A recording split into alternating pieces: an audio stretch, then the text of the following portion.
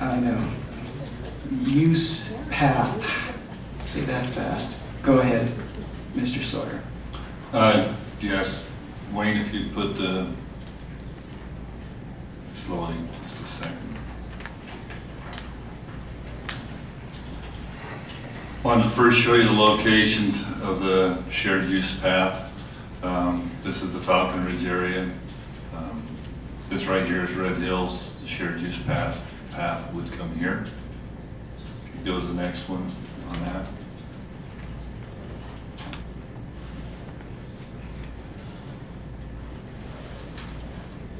Yeah, this is the next one. This is would be Red Hills East. Comes down, across, and back down to Red Hills and Grapevine here. That's where the path would go. If you could go to the next slide.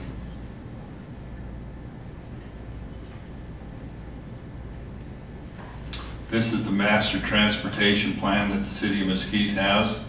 If you'll look at Pioneer, Pioneer ultimately will be built out to a 6-lane collector, or I should say arterial street. That's what it's been master planned for, is 6 lanes, and if you take the 6 lanes, that way it would do away with the parking lane on both sides. So we would not have to widen it out any. Go to the next one.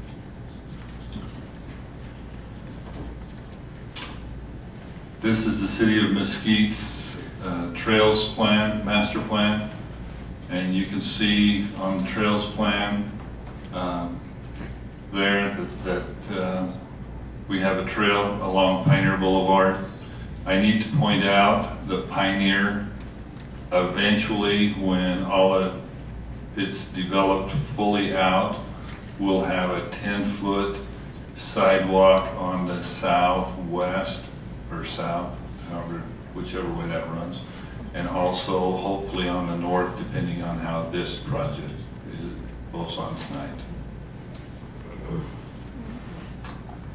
There's been a lot of discussion on this. You have a lot of backup. I'm here to answer any questions if you have any questions. There are some things I think I need to point out. It was brought up in a public meeting that we had. There were some concerns about design standards, not following the rules and all that stuff. If you read in the cooperative local agreement that we have with NDOT, the agreement in there allows for exceptions and design standard exceptions to the design standards because of this project. They do have to be approved by NDOT. That's why NDOT gets the plans at 60 and 90% and 100% complete. If you have any questions, I'd like to answer any of them. Thank you, Mr. Sawyer. Before we go with that, we'll start with some public comment. Those of you wishing to comment, please step forward, state your name and address, and please try and keep that to 3 minutes. I've timed it. I've timed it all day long. Council and Mayor, thank you. First of all, my name is Donna Phelps, and I live at 502 Chalet Drive in Highland Fairways. Thank you for allowing me to share my concerns with you about the proposed shared use path. The first I knew about this project and that it would affect my property as well as the other 45 homes along Pioneer Boulevard was on November 22nd, 2011 council meeting. I was at that meeting and listened carefully, but I didn't realize I should have voiced my concerns that night. Not knowing what the plan was, I couldn't really except to say, no, I don't like it. At this meeting, and I have the minutes here, at this meeting, according to the minutes, Mr. Hafen asked about an update as the project progressed. I don't know if he ever got that or not. Also, Mr. Sawyer indicated that the design would be brought back to council. I hope that is what is going to happen. So with these comments and speaking to Mr. Sawyer after the adjournment, I felt somewhat comfortable that we would have some input. Mr. Sawyer assured me someone would keep me informed from the staff. The next day I did receive a call for my contact numbers. That was the end of any contact from the staff. I read the notice in the paper about the March 20th meeting. That was an information meeting, not a public hearing as I thought. This is when we heard about the plans. 10-foot wide sidewalk, trees removed, light poles, on and on and on. Several of you were there that day, and I don't have to repeat the details of that meeting. Literally destroying the beauty of Pioneer along the north side of the street, which if you drive down that street is probably the prettiest street in town. Maybe I'm biased. When we purchased our home 8 years ago, we were aware of Pioneer Boulevard. I did not look into something called the Wound Thin Trail. And who would? I have looked into it now. This trail, according to the plan, is 17.9 miles long. So I'm wondering, is this the last phase that's been developed? Usually neighbors who plan to make changes to their property contact the other neighbors to see if there are objections or how it will affect other people's property. This certainly did not happen with the city and the deal with the wood thin trail. Wound thin, I'm as bad as I should be, and how it affects our homes. And I'm not quite sure why that happened. Highland Fairways is a 55 and older community. Many of our bedrooms, patio, and backyards face Pioneer Boulevard. This shared use path will infringe on our private life even more. Reviewing Mr. Sawyer's letter to you, page 2, number 2, the right-of-way project, and it's in one of these packets that came, that he states that it will, or the committee states, it will not be moved closer to the right-of-way, but it will be moved 1 to 2 feet closer of the right-of-way, and that puts the fence right next, the cement right next to my fence. I'm sorry. So I ask, who is responsible when someone wrecks a bike, skateboard, or falls into the fence? Lastly, and probably most important, Highland Fairways HOA and Mesquite Vistas have never signed off on this project. There has never been a meeting. And I have a note here from 4 of the Mesquite Vistas members and also Mr. Highland, and I attend those meetings. So I personally feel this is a horrid waste of taxpayers' money that could be spent better elsewhere. I respectfully request that you revote on this issue or at least make some change in plans. And lastly, when the paper came out today, I'll talk really quickly. I don't get this. First of all, up here, the first thing they're talking about is they want the trail so that children can ride up and down and feed the ducks and go up to the movie theater. The second problem is the guidelines state that the shared use path should be designed to accommodate high-speed users in both directions. A 10-foot path allows for this guideline. A separate bike path, well, I don't need to read that. But if that's the case, I don't understand it. Thank you very much for your time.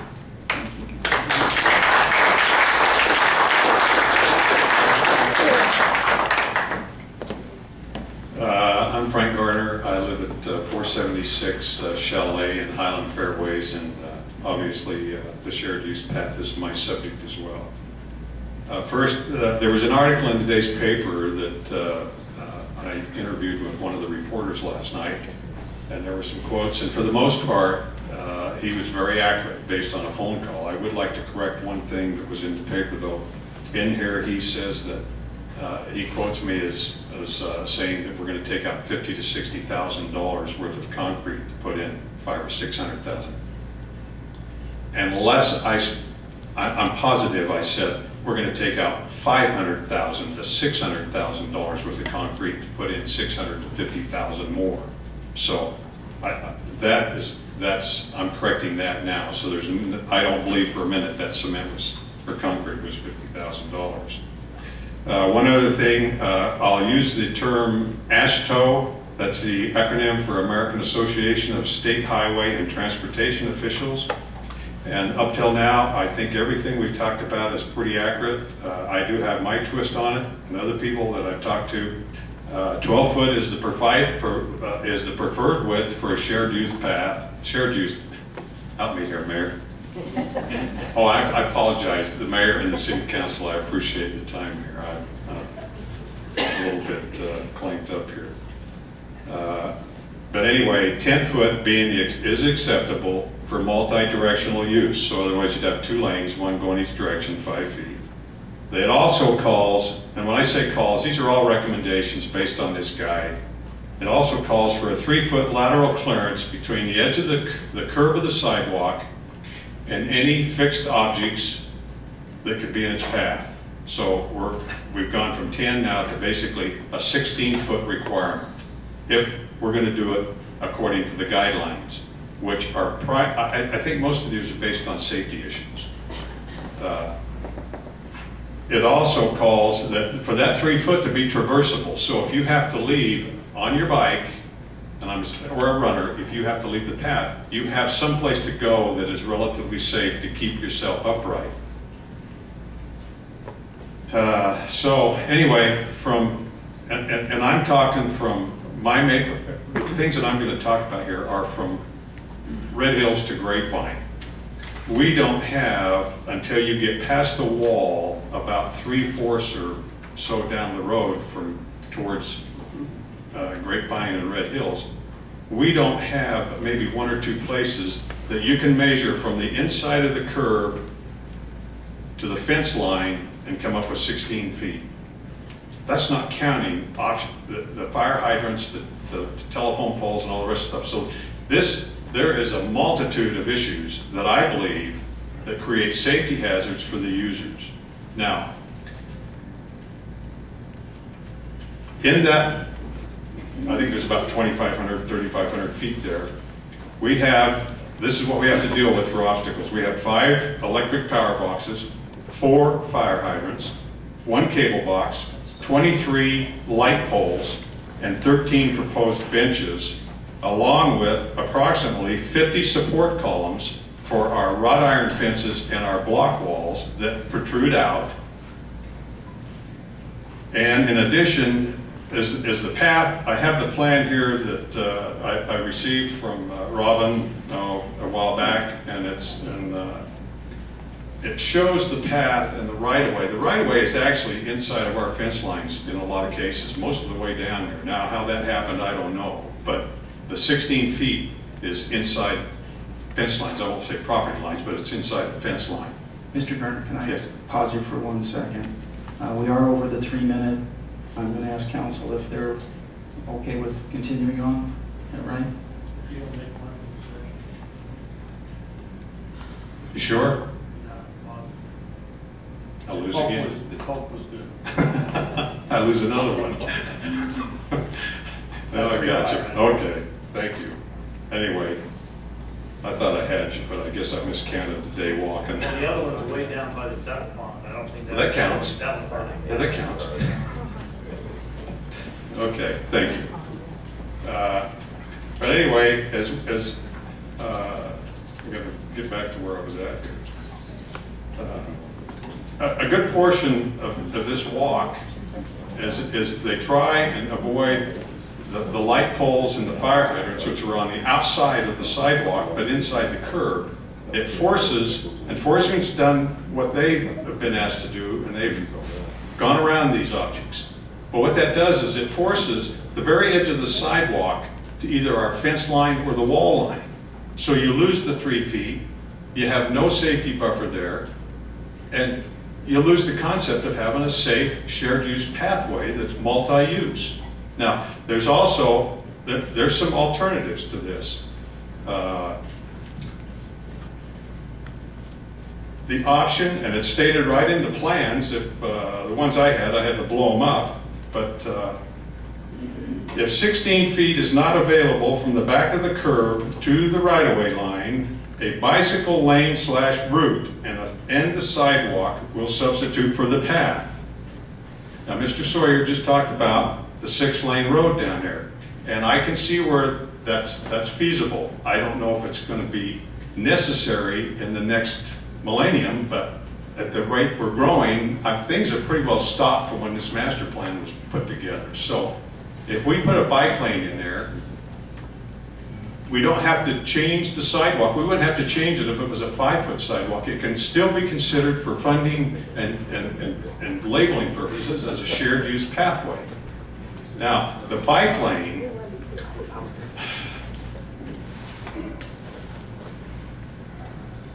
I don't know how to say this because I got to be really careful.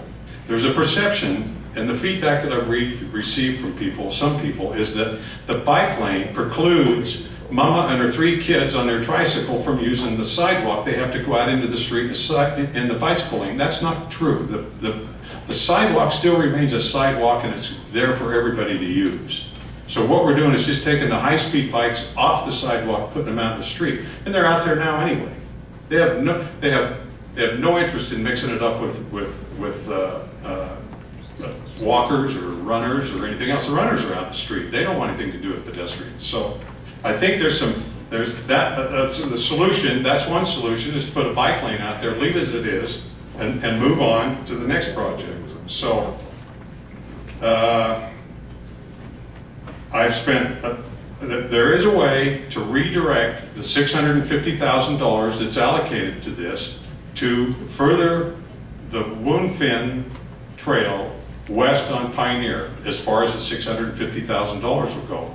And there's 2 choices here. The preferred choice for the walkway or a pathway, recreational, is asphalt, not concrete. So whether that makes a difference or not, I'm sure you could put down 4 inches of asphalt, 8 feet wide or 10 feet wide, and go quite a ways, versus concrete. Concrete's a secondary, and it's done, and it's that way because runners and walkers, concrete's awfully hard on your joints, your body. It just is, and that's why they prefer, for this type of recreational path, asphalt.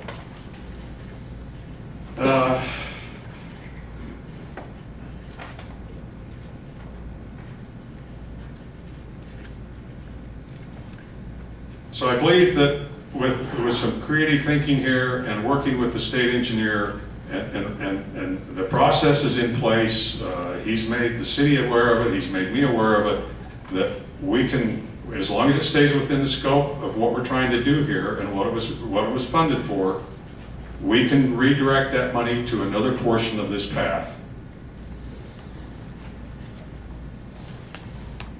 Let me read you. I have a message here that I'd like to read you. We're into these guideline things, and this is from Jason Terrell. He's the senior road design engineer. His office is in Las Vegas. I just wanted to provide a clarification to the city regarding the design requirements for the Pioneer Boulevard shared use path. Per the interlocal agreement between NDOT and the City of Mesquite, the project shall be designed and constructed in accordance with the city's standards. Now, I haven't seen the city standards, so if they're available, I would like to see them, and maybe other people would. Although the path still needs to meet the AASHTO design requirements, in accordance with the city standards, although the path still needs to meet the AASHTO design standards. The standards for shared use paths are covered under the AASHTO guide for the development of bicycle facilities.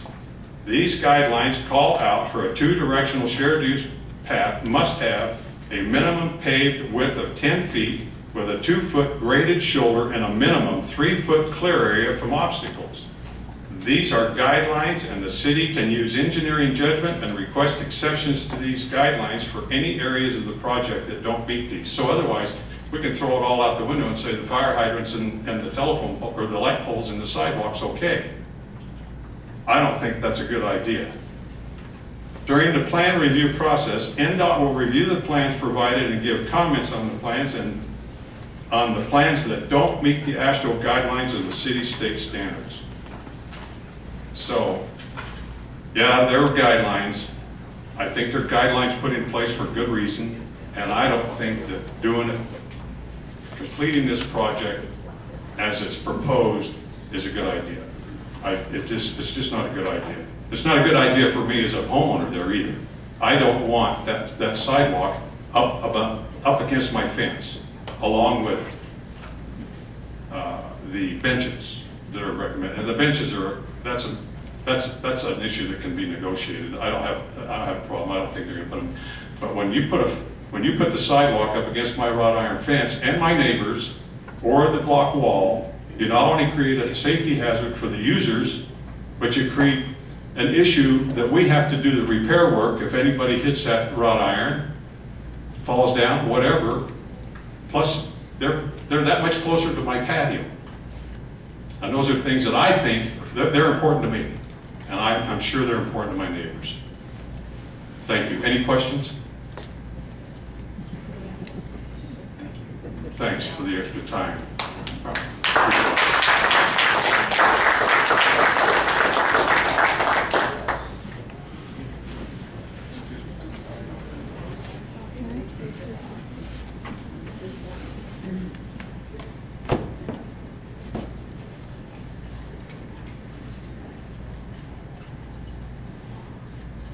Mayor, City Council.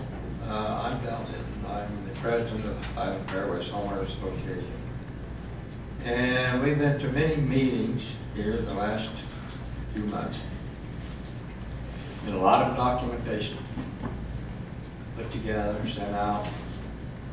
I sent you some stuff from the board of directors of Highland Fairways. So I'm not going to review all that stuff. I think it's been done. And so I'm going to cut mine really short there. But we're on record, the board of directors, Highland Fairways, on record of, yes, opposing the project. And so we request that you deny this project as it is. I only got a couple of reasons at this point, because all the others have either been answered or discussed many times. I too think it is very wasteful to take that much of an asset out and destroy it to replace it with another that I feel is pretty adequate. I guess I do have a little concern. I really don't understand why it wasn't put in right the first time. I think, you know, I've been here about 13 years, and so I think it was probably on this thing, this drawing, when the original, when the park path that's in there, the pathway is put in there now was put in, so it should have been probably somewhere over there. I'm saying down the road somewhere. I also have a little concern. We have documentation from the engineers that have said, oh yeah, well, don't worry about your wall. Nothing can happen to those. We're not going to touch the wall.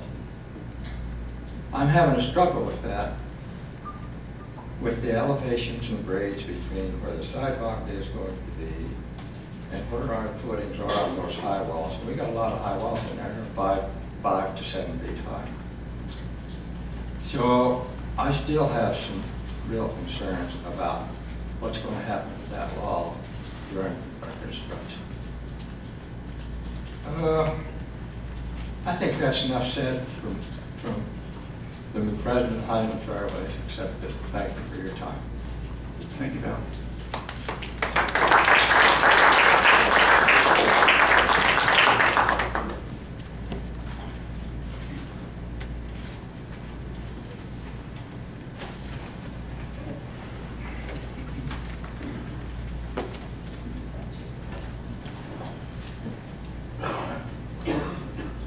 Thank you, City Council and the Mayor.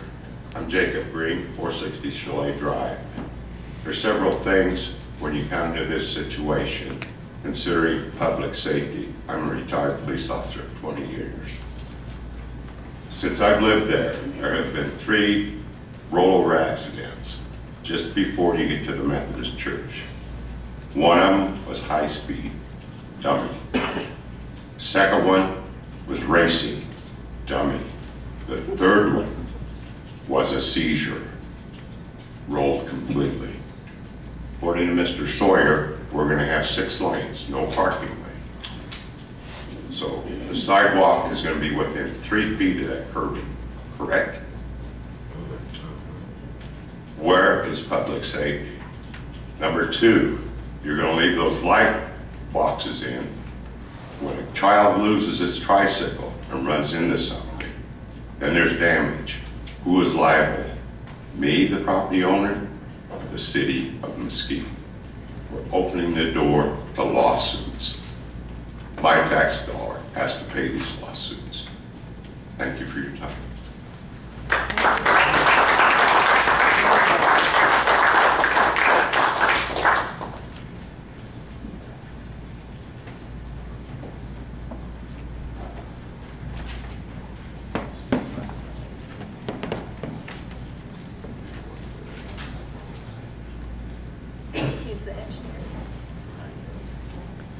Hello, Mayor and Council. My name is Ryan Wheeler with Forest Grid Associates at 840 Pinnacle Court, Suite 5B here in Mesquite.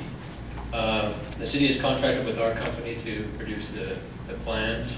And so a few things have been stated about the engineer and the plans, and I'd just like to clarify those from a factual perspective.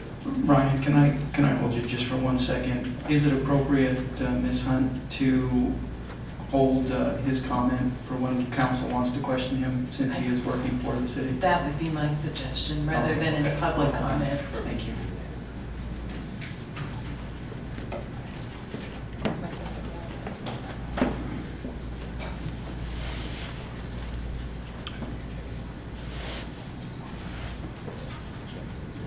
Mr. Lippman, is that public comment, or do you have a question? I see your lights on. I don't know if you want to.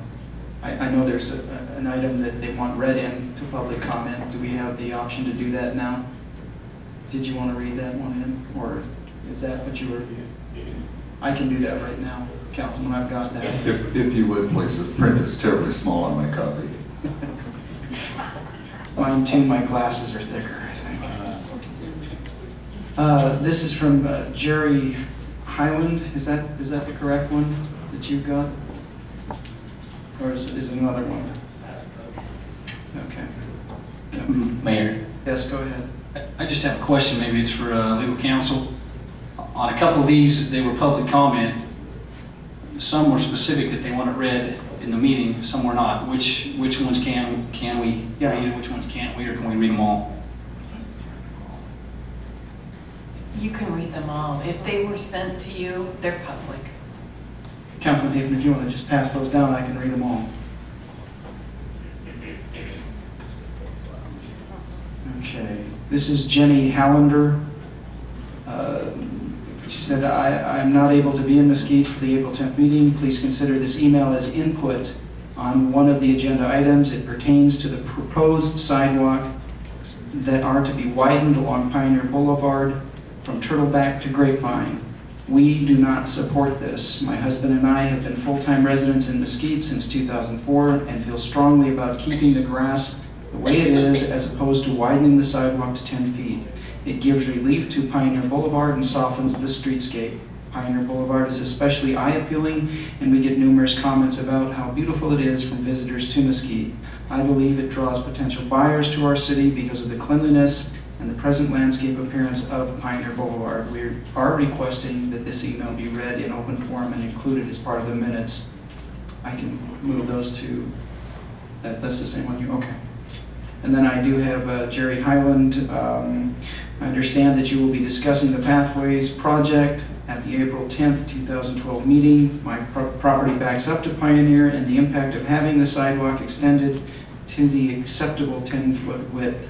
In past meetings, I have heard of the negative remarks and failure to understand the reason for this project. It certainly appears that the research conducted by NDOT and others that this is a safe and reasonable project and should be continued. I would hope that we do not put our young people on bikes out into the roadway when we have a possible option using the trailways system.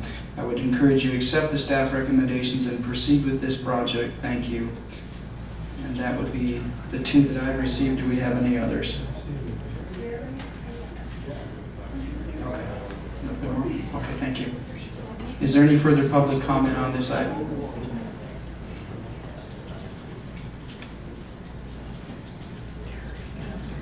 Okay, we'll go ahead and close this for public comment, and we'll move to staff and council. Council, any questions? Councilman Littman. No questions, Mayor, but I'm prepared to make a motion. Okay, I believe there's going to be a lot of comments on this particular item, so we'll hold. Go ahead, Councilman Gus Davison. I would like to bring up the engineer now, so we can ask him some questions on Fine. some of the things that have been brought up.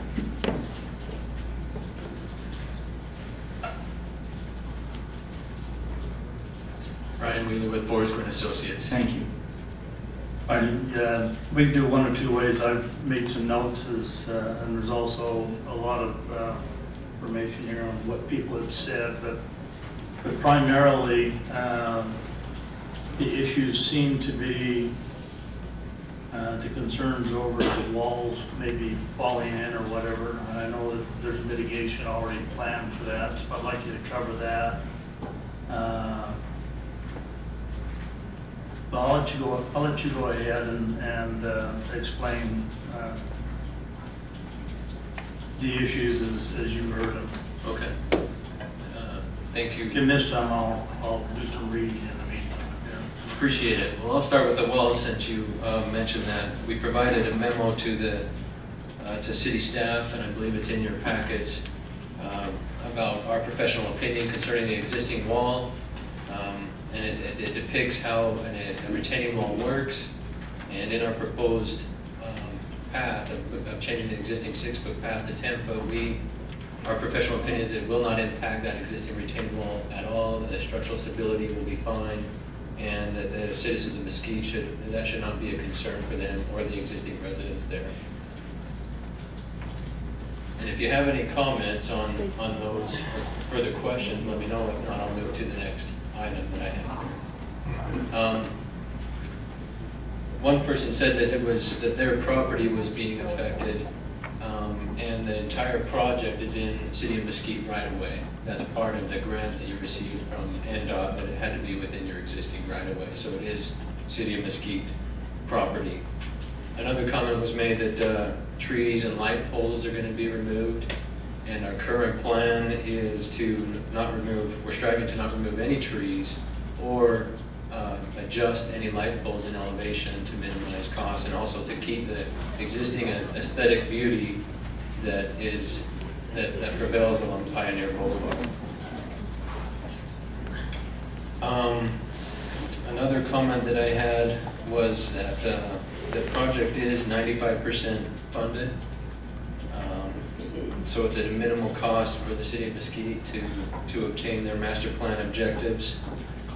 And outside of that, I just want to mention that during our March 21st meeting with the citizens, so that they can be involved in the project, that was just kind of an information meeting, and the plans are not done yet.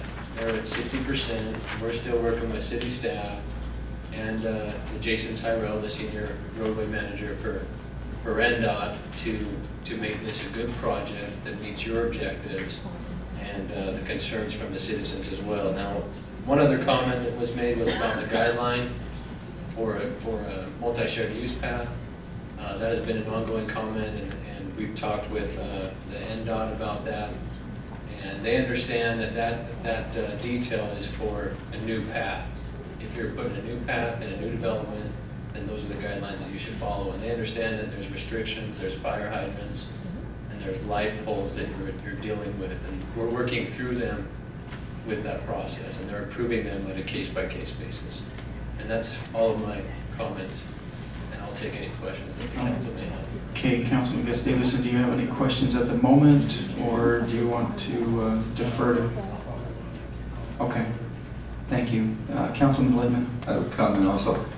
I walk that every single day, and I've brought out the tape measure numerous times. Now, you talk about the aesthetics, but isn't it true that in most places, there are 21 trees, by the way, and usually about 2 1/2 feet of grass. To construct 10 feet of pathway on a sidewalk, in most places it's 6 feet wide, I've done the measurements on almost every tree, and I do not see how any of the trees would be able to stay on that pathway, nor the grass. They become then, or the trees then become part of the actual pathway itself. Now, if you run down that, or jog down that, or walk down that, you've got trees overhanging or right directly in the path itself, along with benches, which would have to be placed off the path, I would assume, or at night you would walk right into the benches because the lighting isn't all that adequate in most places. How do you address that issue? Wonderful, thank you for the question. The sidewalk width and the distance you're talking about varies depending on where you're at on the project. Like from Turtleback to the East Red Hills Parkway, the existing sidewalk is 8 feet, and then you measure that distance from the back of curb to the sidewalk. And we're going to leave the existing planters in place, which is on the side closer to the right-of-way. and we're gonna bring the sidewalk 2 feet closer to the trees. And what that's gonna do is you will end up intersecting about the trees at the trunk line, but we're gonna put a tree ring just similar to the tree rings that are out front here on Mesquite Boulevard. It'll be a half tree ring right there, and it'll just be right at the edge of the sidewalk. Now the other trees from East Red Hills Parkway down to Grapevine, those we're handling on a case-by-case basis, and we're looking at each of those in the final design, and those are the ones that we're trying to save all of them, but there may be one or two that depending on the root structure and how high the roots are, because as you walk that path, you can tell the sidewalk goes over and then it slopes up to the tree. What we don't know is what the root structure is like, but we're making every effort to try and save each one of those. How about the issue of the benches? Now there are some, when you go the other direction, when you're heading down towards Bank of Nevada, on that shared use pathway, which I also walk on a regular basis, there are several benches that are under shade trees off of the pathway so that a pedestrian can properly sit down and use those benches. How do you address a bench that has no shade, literally sitting on the pathway? That's a great question, and as part of our design, we're doing exactly what you said is by Bank of Nevada, is the bench will not be on the pathway, it will be off of the sidewalk, so it will not become an obstacle. And we got some good feedback from the citizens about bench locations, and so because we're still in the middle of plan development, we're working through with city staff and citizens for the final approval of where those benches would be. And Kurt or staff, if you want to add to any of the conversations we've had on benches or trees, and feel free if I'm missing something. No, we talked about benches and stuff, and we had, what was it, 20 benches or something to that effect that we were going to put in this project, and we realized that we're probably not going to get that many benches just because of all the obstacles that are there. So there'll be a lot of benches that are actually cut out of this project. One further question. On your document, you state that, if I'm reading this correctly, that the 90% design package, the drawing specs, would be available, finished, that is 3/30/12, is that correct? That is not correct. That is not correct, thank you. If I may comment on that, we just had a 60% design meeting with city staff and NDOT personnel yesterday, and we're pushing forward right now for 90% design unless we receive further direction.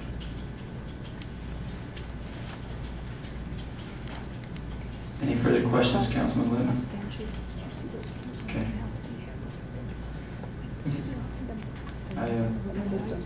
Go ahead, Councilman Hafen. Ryan, just a couple questions. The tree rings, that's going to split the 10-foot path. I mean, is that a fair assumption? Yes. So the integrity of the 10-foot path is going to be disrupted with those tree rings as we go down through and try to, go around or whatever we're going to do with those. Correct. I guess the concern that I have, and when we approved this, when back in November, we approved the contract for the design of this path. The question was asked about updates. I appreciate the staff and the information that was given to the public. The challenge that I'm having with this is that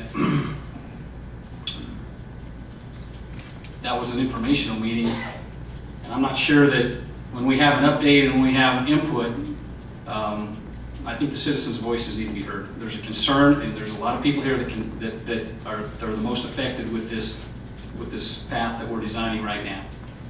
We've already admitted that the integrity of a 10-foot width all the way down is going to be interrupted with the constraints that are already there.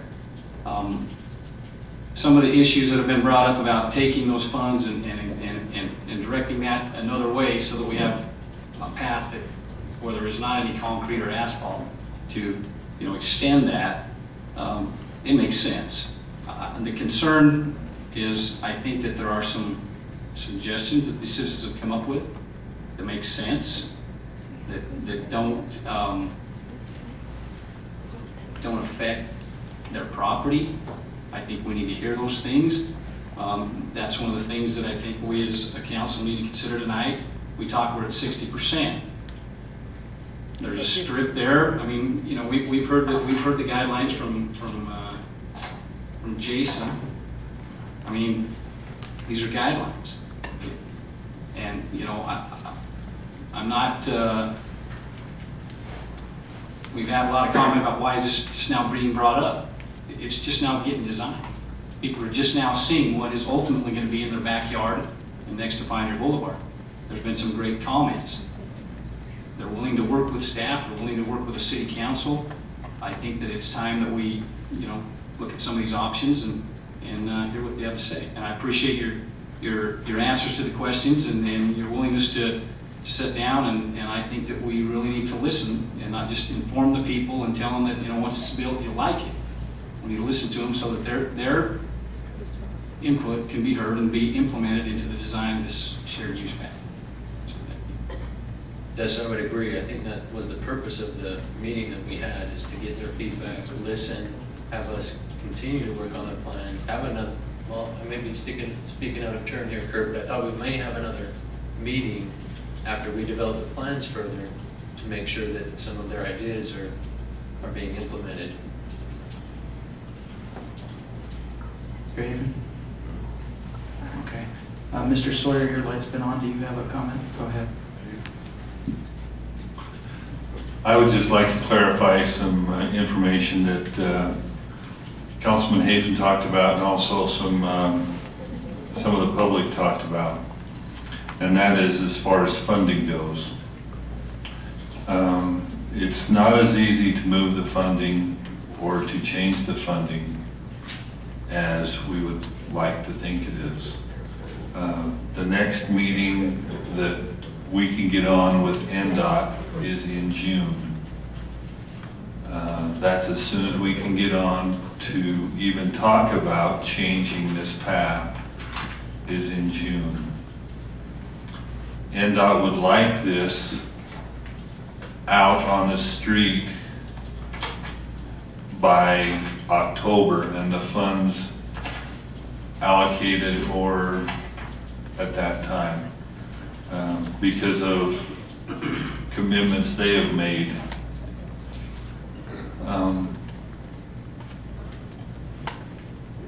I just think that that's important for everybody to know. These funds, you know, it just doesn't magically happen that we move these funds. If we're going to stop this project, that stops the project. It doesn't stop just this portion of the project, it stops the project. And not just this portion of the project.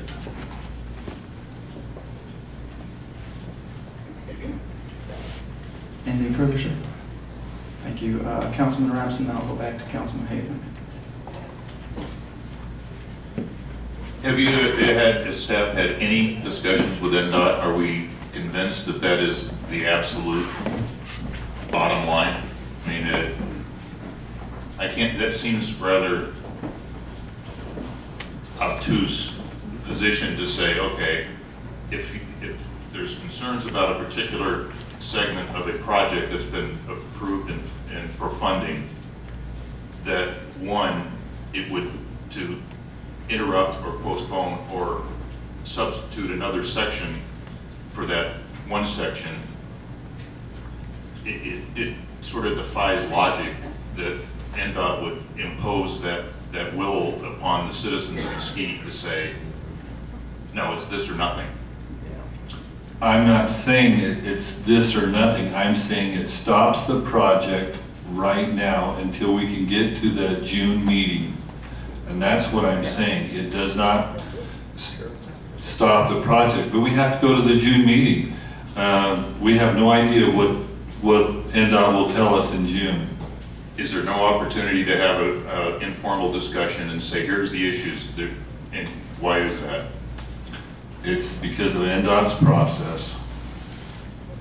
We've talked to Jason about the issues. He's talked with the citizens about the issue.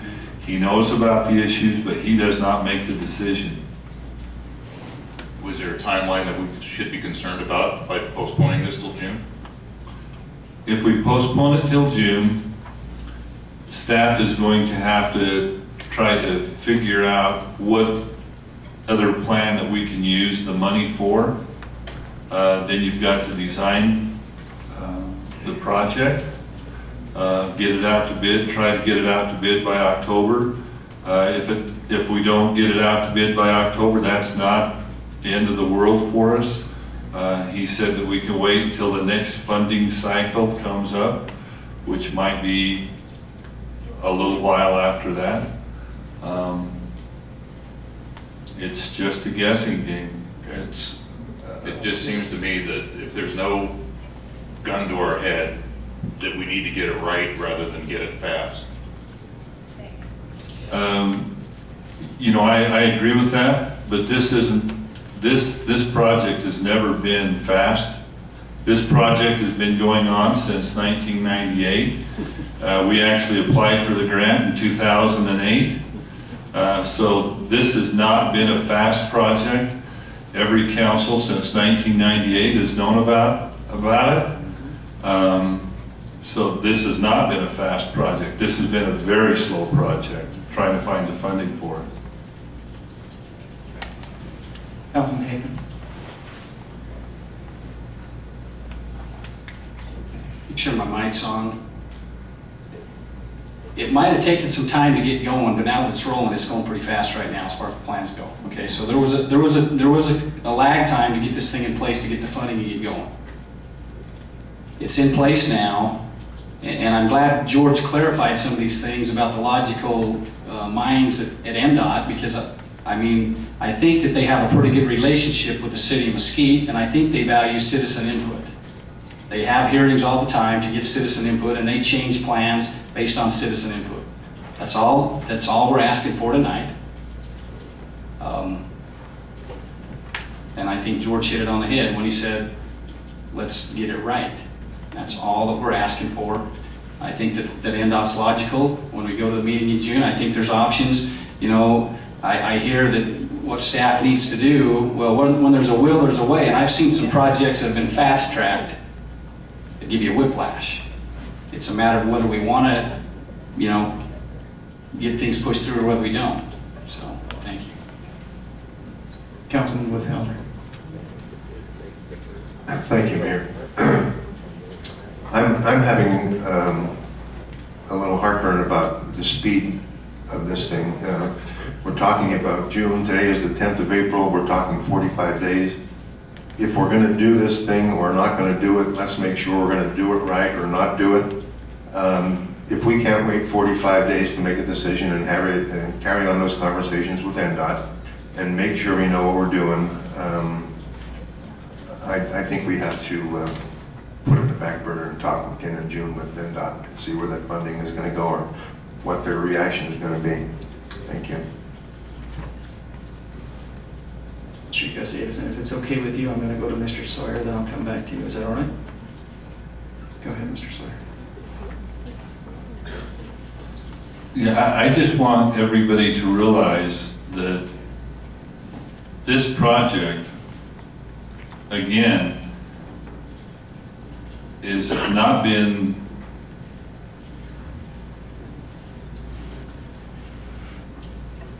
has been approved by council. It's been approved by this council.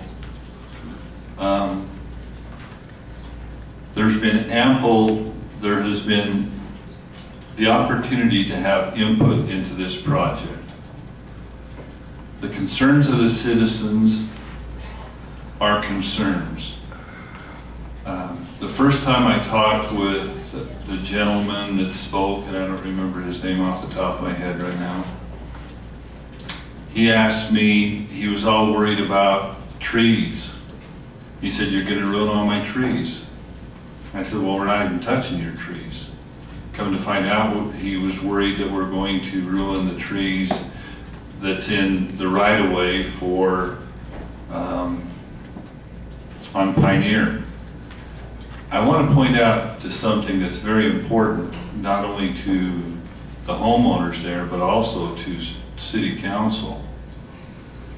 That is being maintained by Mesquite Vistas. All of that is. if Mesquite Vista's Homeowners Association wanted to today, they could go in and they could take every one of those trees out. They could take all the landscaping out, and they could put rock there. And the Homeowners Association has that right. Whether they would do that or not is another question. But they do have that right. When we started this project, we met with then the managers of the HOA to see if they had objections to this project. When we met with both managers of the HOAs, they had no objections to this project. And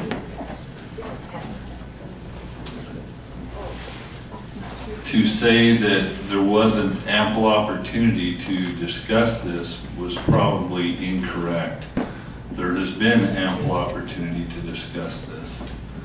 It has been on the master plan since 1998. The road is a 6-lane road. That's what it's master planned for. Whether we do it today or whether we do it tomorrow, it's still going to be a master planned road. Maybe it won't be in my lifetime, maybe it won't be in your lifetime, but it's going to be a master planned road. It is for traffic movement. If you look at cities around us are jealous of what we have done in the city of Mesquite because of our master plan. Because they don't have the opportunity to widen out their roads like the city of Mesquite does, because they have to take property. They have to take people's property. They have to condemn it. We are in a great situation, the city of Mesquite, because of the master plan. It's city council's decision, and staff will stand by whatever city council tells us. City council told staff to continue on to get this project built. Staff has done that.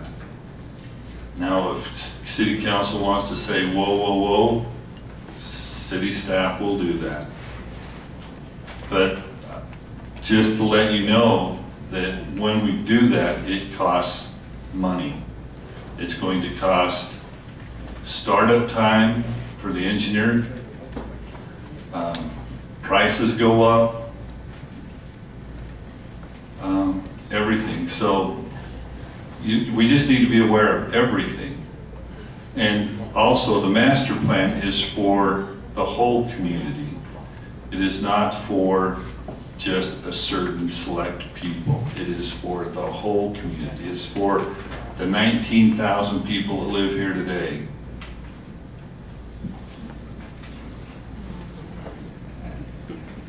Councilman Gustavson. Thank you, Mayor. A couple of things I was going to point out that has already been covered there is that I know there's been a lot of concern about the grass. I see we have some people here from Mesquite Vistas, but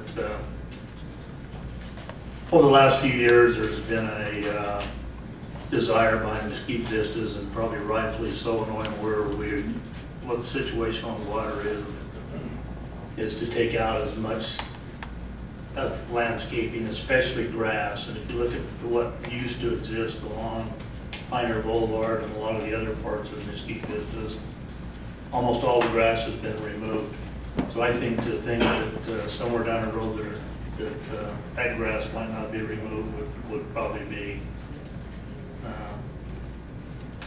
maybe foolish at best. The other thing is there was comments made that the current Mesquite Vistas didn't know about this.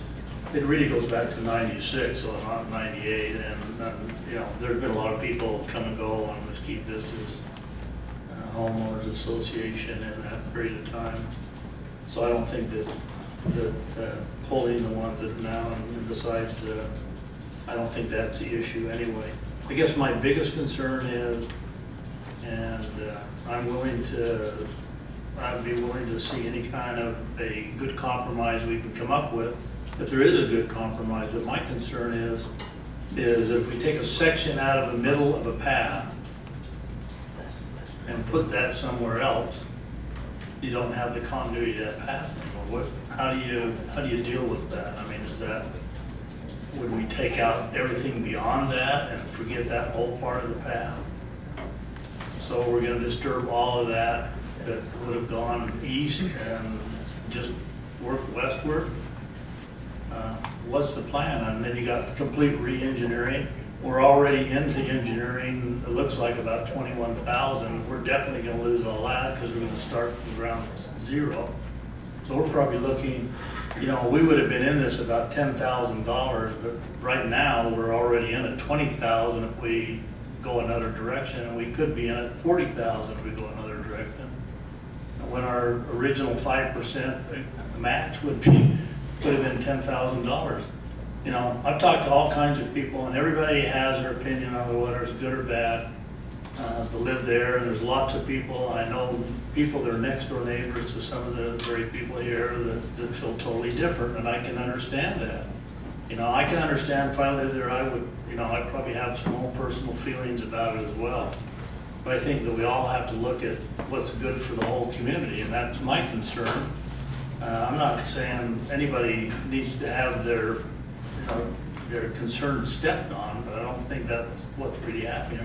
But I guess my question is, and I'll get back to it, is that how do we deal with that? Are we going to redesign the whole path and move the whole path to another whole part of town, or are we going to try to go just west? And I mean, it's kind of a lot hanging out there that we're betting a lot on, and I just wanted your opinion. Where are we going to put that? And how does that affect the area beyond where we're stopping? Well, right now,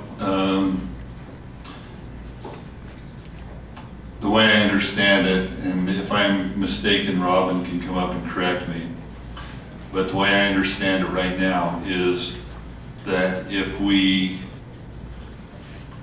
decide not to go ahead with this path, this section of the path, and we say, yeah, let's do from Horizon on up, then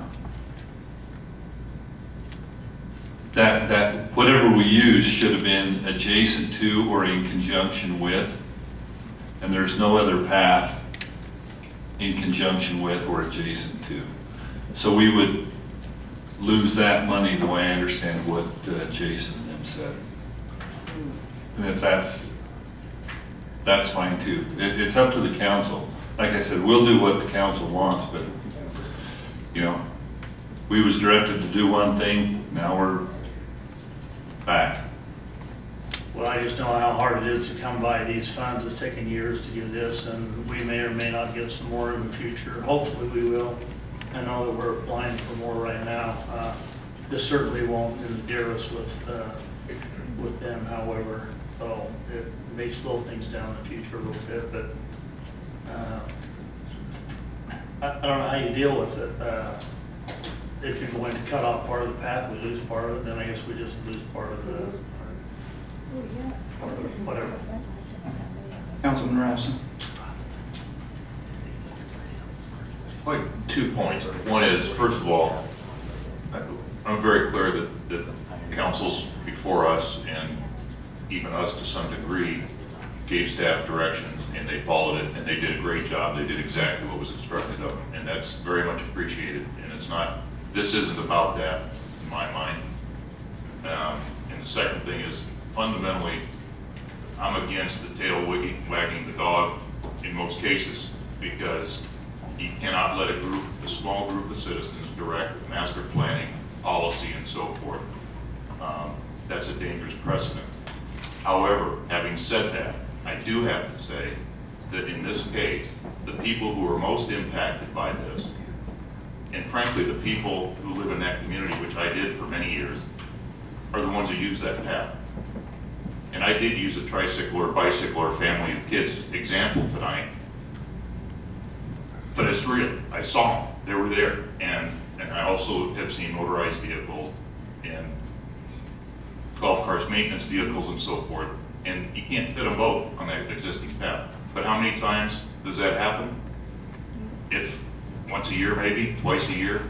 I don't know if that's enough to do this. I think at some point you got to step back and say common sense says we've got an existing path. We haven't had any safety issues on that existing path.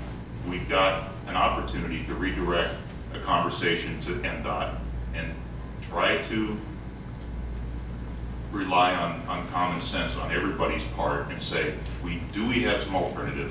What are the funding penalties, if any? We talked about the $20,000, and that's the real potential penalty. But at the end of the day,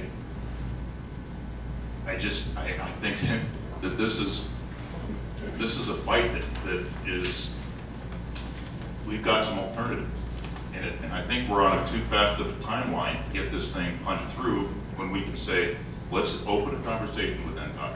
Let's see what we can come up with as an alternative. Let's see if the funds have been, and I don't think NDOT holds grudges necessarily.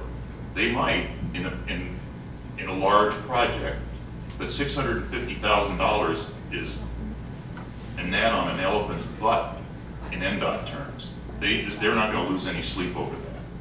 If we decided not to do the roundabout project and didn't want that, that would be a backbreaker for exit 118. I know that would be, or exit 117 as it will soon be.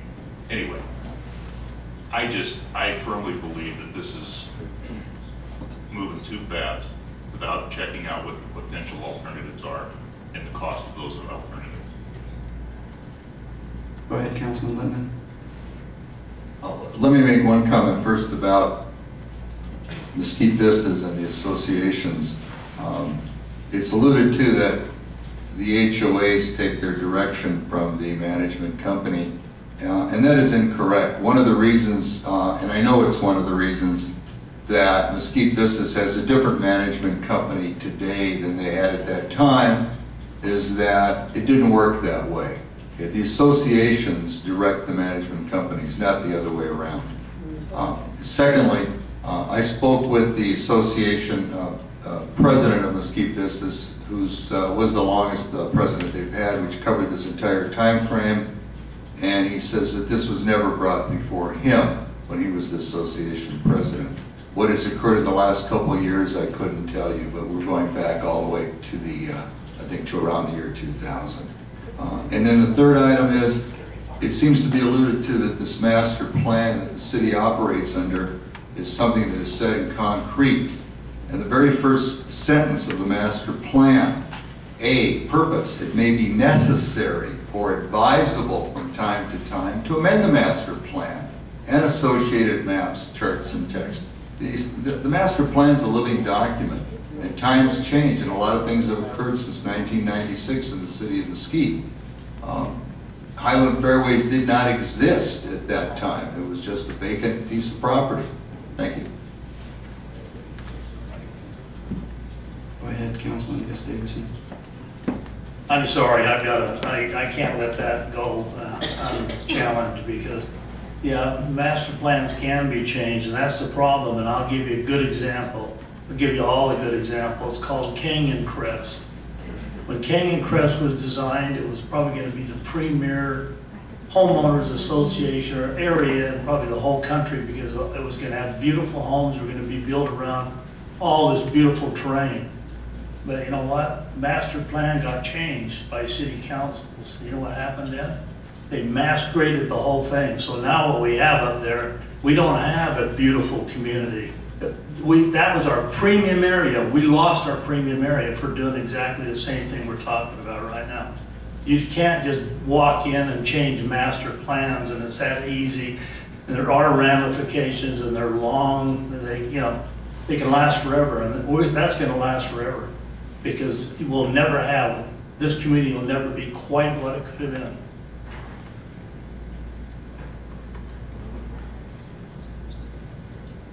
Got a couple questions myself. Currently, what is the traffic load on our 4-lane up there? Do we know? What's the total capacity of 4 lanes?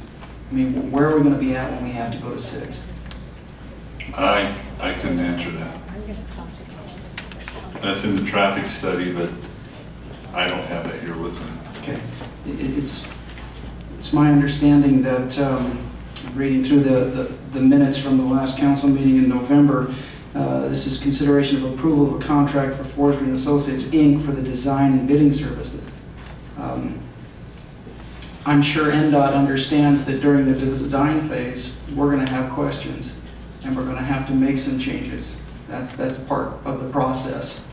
I'm not too concerned about NDOT getting angry with us because we have questions on design and we have input from our constituents that have genuine concerns. What is what's the maximum width right now on those sidewalks, and what's the minimum width that we have right now? If we weren't to change a thing, what's the maximum width? I think we have 8 feet and we have 6 feet on those sidewalks. And there might be a couple of spots that might be a little shy of 6 feet. I want to thank Mr. Garner for coming forward, not just for coming forward, but for coming forward with a viable solution, in my opinion. Is there, and this is a question for Ms. Hunt, is there any legal issues? We're calling this a shared use path, and that is tough to say. Any legal issues with putting a bike path out onto the road? Because I've talked to some of the bikers out there that, and I'm one of them, I don't ride on a sidewalk simply because you have people with dogs and kids and trees and benches and all of those things coming into play. But there's also people with younger families that are going to be on those sidewalks. I can understand that. Generally speaking, though, in a city, you're not allowed to ride your bike on the sidewalk. Is that correct? That is correct. We would have to have it marked clearly, and we would need to look at the master plan to see if there an amendment needs to be done to include that. So that's something we'd have to look at. So putting in the bicycle path, on the road. And our transportation plan, we'd have to look at that as well, if we're going to put it on the road, because that's going to affect the lanes that are planned for the future. Yeah, those were just some questions and concerns, because I think it's a valid response from our public. When we ask them to come to a meeting and talk to us about designs and design standards, I think NDOT can appreciate the fact that there might be some changes. And there might be some time where we're going to have to sit back and look at the design and see what's best. And I think that's what this city council is looking forward to. That's what this particular meeting is about. We're not, the master plan was a great thing. I came here in 1993. I think that's when they started discussing the master plan, and that was a gigantic fight. But it was the best few $100,000 the city ever spent, was to get that master plan in place. That's what's given us our big roads. And I agree with Councilman Gustavus. We've run into problems in the past by going and changing our master plan. It has caused some problems. So we need to look at this carefully. But I also think that this is the design phase. I think we have a responsibility to our public. We have a responsibility for the taxpayers to make sure this design is going to be useful to them as well as the master plan. And I'll just leave it at that at this point. I have just got a note, so I'm going to go here. We have a marked bike path from Grapevine to Falcon Ridge Parkway. Is that correct? Okay, so that's something that we can do. Go ahead, Mr. Sawyer. I was just going to say that on the bike path, it's not as simple as just sticking it in. There's actually engineering. If you're going to do the bike path, it's easy to say, let's put it right here, but it's not going to be just right there. If you're going to put the bike path, it's going to be on Pioneer Boulevard. And it will be up and down Pioneer Boulevard. And so you need to realize that there are ramifications for what we do. And it'll run from the Virgin River or the Eureka clear over to Falcon Ridge. That's the starting and stopping, the logical starting and stopping of the bike path. Then the question is, do we need the other path? All questions that can be answered, I would suspect. Mr. Rapson? Yeah, I think, if I'm not mistaken, there is a marked bike path now from Horizon to Falcon Ridge Boulevard. So there is precedence on Pioneer, and the balance of that would be not a major deal. And it may be safe to assume that engineering and painting the stripes on a highway for a bike path might be cheaper than ripping out a half a mile of concrete and replacing it. I mean, I think. That is your decision. Thank you. Let's try and keep this under control. Go ahead, Ms. Coot. Robin Cute, Development Services Department. I just wanted to clarify, I keep hearing that if we decide not to do this project, we have $650,000 to put on another project. That's not true. Our full intent is to do the Horizon up to Calais section. So those dollars would still be spent as long as NDOT would let us change the scope. So we have roughly $300,000 to do a project. Kurt and I, based on discussion, have been looking at other areas.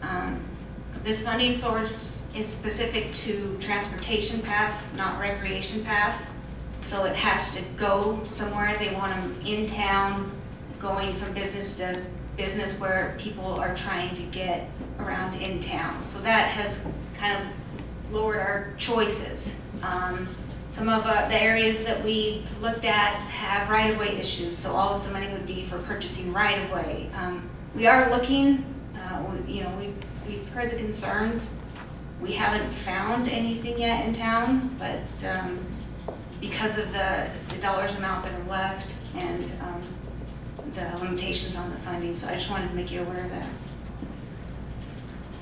Quick question, the bike path that Councilman Rapson alluded to, if we were to move forward with the design as it stands, would that bike path that's in the road disappear, or would it stay? Most likely, that would probably disappear in the future. Okay, one other question. Golf carts in a bike path, legal, illegal, have to be on the road? I would have to research that. I'm not sure unless Kurt knows. Okay, thanks. Councilman Littman? I had a question for Robin. Has the city looked at the piece of property on Pioneer, starting at Bank of Nevada and going to Summit, which is another segment of Pioneer that was not made into a shared bike path and is only 5 feet in most places in width?